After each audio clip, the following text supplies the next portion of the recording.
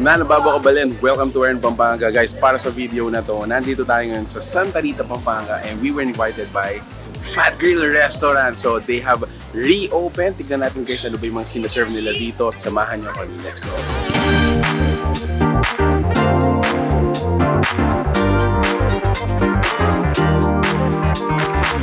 Guys, nag-open si Fat Grill 6 years ago and nakilala sila sa mga samgyupsal at mga unlimited wings set nila guys. If you notice, kung nakapunta na kayo dito before sila nag-renovate, parang mga bugo, mga design na ganun yung nandito. But now, naging modern sila. So, na-invite tayo ngayon upang ipakilala yung mga a la carte na sinaserve nila ngayon guys, which is papakita namin sa inyo ngayon. So, samahan niyo ako.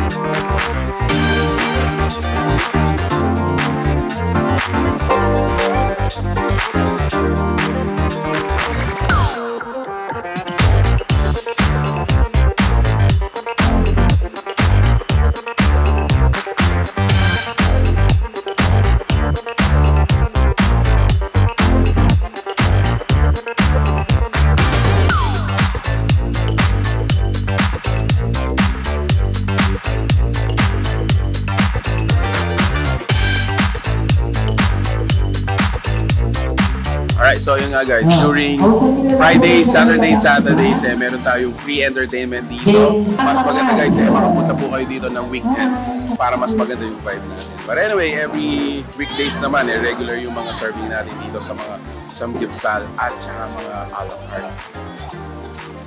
Nice!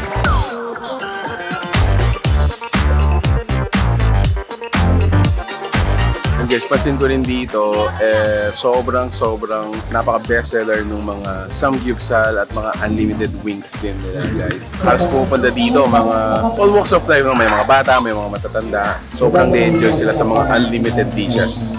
Unang nakilala si Fat Grill sa lang unli samgyupsal for as low as 258 pesos, unlimited na yon with Andy iced tea. However, meron din silang mga ibang sinaserve dito like yung mga unlimited wings which is sila unang nakilala doon. So, 6 years ago nagbukas to guys.